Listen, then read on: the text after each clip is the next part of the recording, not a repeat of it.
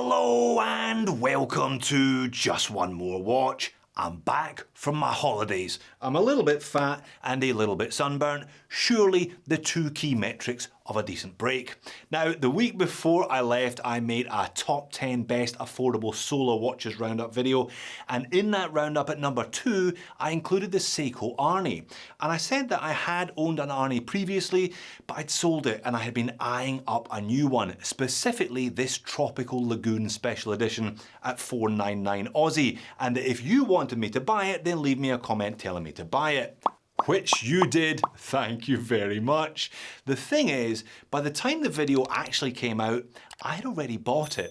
The day before I left to go on holiday, the retailer dropped the price to $399, less a further $20 for signing up with a new email address. Now, $379 Aussie, that's $255 US dollars equivalent. That is by far the cheapest I have ever seen a Seiko Arnie. Needless to say, I pulled the trigger, and waiting for me in my post office box when I got back from my holiday is a fresh Tropical Lagoon Arnie. Let's flip the camera and peel off some stickers. Alright, well, you know what it is, you know how much I paid for it. The only question remaining is it actually any good? Let's get into the packaging and find out.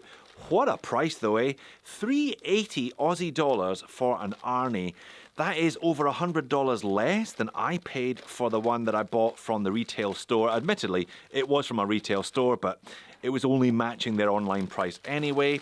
That one I got about 18 months ago. As I said, I did enjoy the Arnie, but it was one of too many watches in my collection at that time, so I sold it not long after.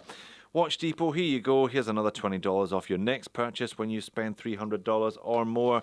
I got $20 off this one by giving them one of my numerous email addresses. That's the advantage these days of having about 5 or 6 different email addresses. I'm sure every one of you is in the same position. Now, had I had this in my collection a couple of weeks ago, I would probably have taken it on holiday with me in that fourth utility spot that I normally take a Casio, because this one provides all the utility that a digital Casio does, i.e. it has an alarm, it has a stopwatch, countdown timer, etc, etc, and it is a special edition, not limited, but special. Not sure what that actually means in Seiko nut context, but there you go, it's better than a normal edition, I guess. This Tropical Lagoon version, that was what actually attracted me to this particular model in the first place. It was the colorway, and look at it, it's actually a really nice color. So reference SNJ039P1 featuring the caliber H851. Now this is one of the, what are we going to call a Mark I Arnie reissues, because it has the LCD screen at the top. There are a batch of metal shrouded versions recently released with the LCD down the bottom. Doesn't bother me either way, especially not when I got it for the sensational price that I got it for. Alright, a couple of stickers here, one covering that large metal retainer. There it goes, and one covering the case back. It's the kind of classic Seiko blue case back protection sticker. Come on, Jody, peel it off, son.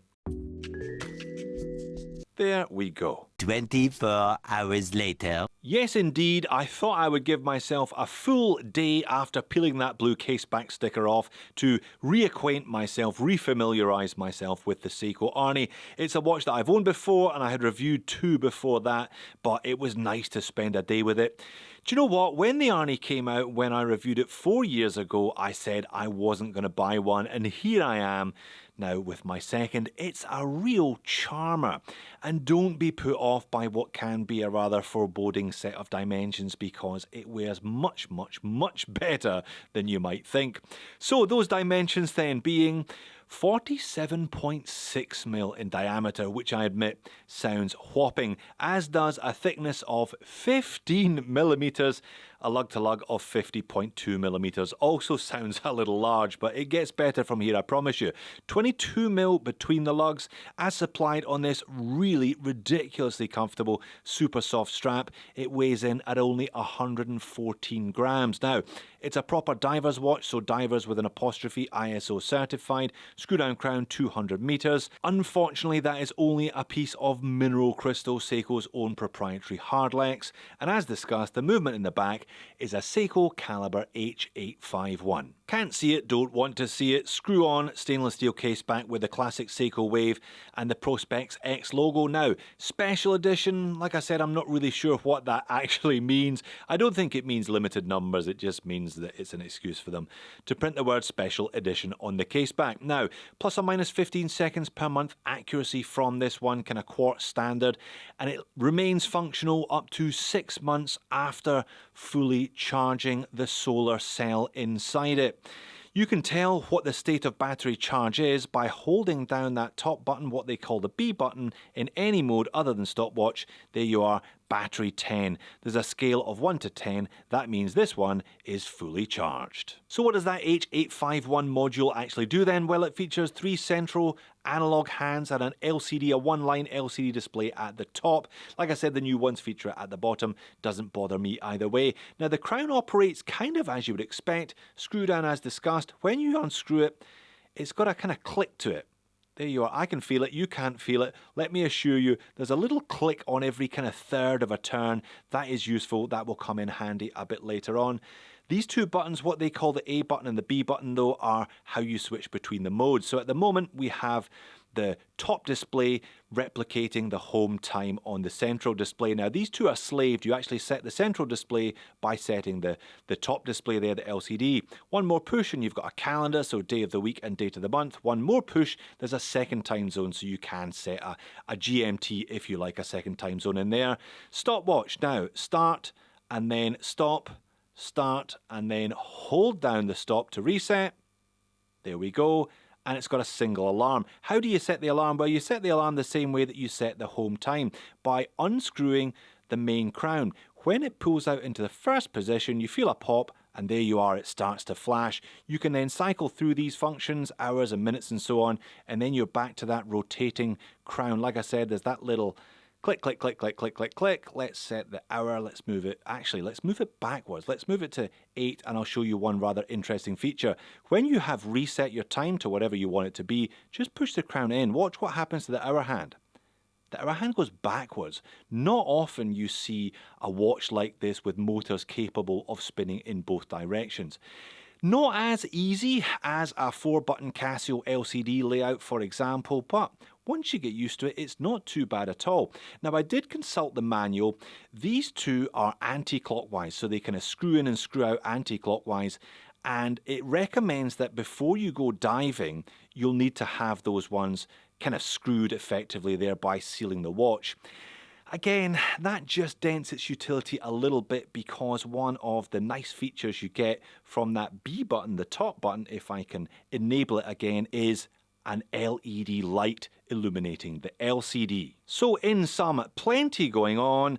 Once you get used to how this one operates, I'm sure it will be second nature, but until it becomes second nature, yeah, you need to kind of work it out back and forth. There's a few different quirks, etc., that need to be taken into account. In terms of case construction, it's exactly the same as the Tuna, so you've got this kind of resin shroud effectively protecting an all-metal inner case. Those 2 screw-down operation, the A and B button there. You've got 3 of these little Allen key things if you do actually want to take the shroud off, not that you really want to take the shroud off, and that's the main crown at the 3 o'clock. On some of the more premium Gen 2 Arnies, that shroud is metal. That will obviously affect the weight. Personally, I quite like this one. I like the fact that it is in the less than 120 grams. It really does make the watch nice and wearable as a consequence. And it's a great strap, super soft, super comfy, Seiko Wave logo on there, textured pattern on the back, couple of ridges to give you a bit more expansion and to help with sweat.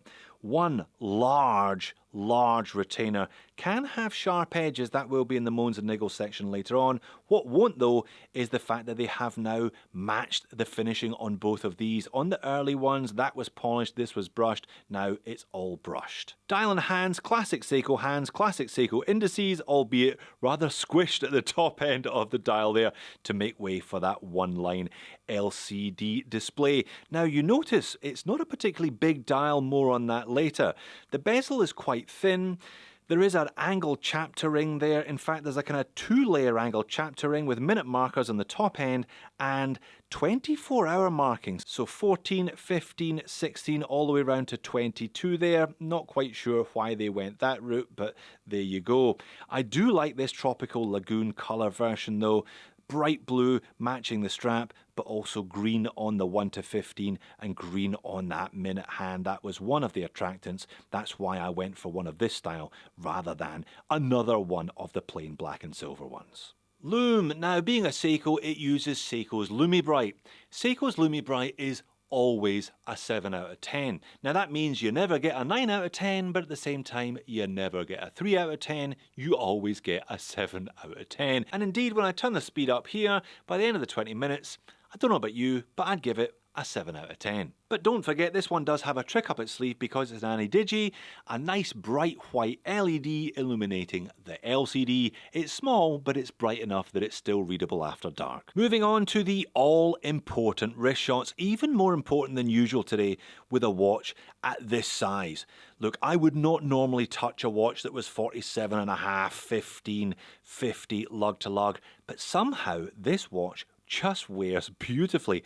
I think because those lugs do angle down just a little bit, because that strap is super comfortable and because it's not particularly heavy, coming in at 120 grams, and because I guess despite the fact that it is a 47.5, it's not. It's a smaller watch with a protective cushion around the outside.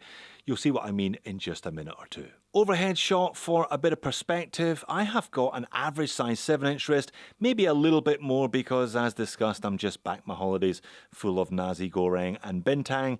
It doesn't look out of place on me at all, and I don't feel that it's too big a watch for my wrist. Oftentimes I look at a watch and I'm just like, nah, it doesn't work. But somehow the Arnie bucks that trend. It just does work. So a charming big thing that wears a lot better than you think it would, and I got it at a sensational price, but I still have a couple of complaints.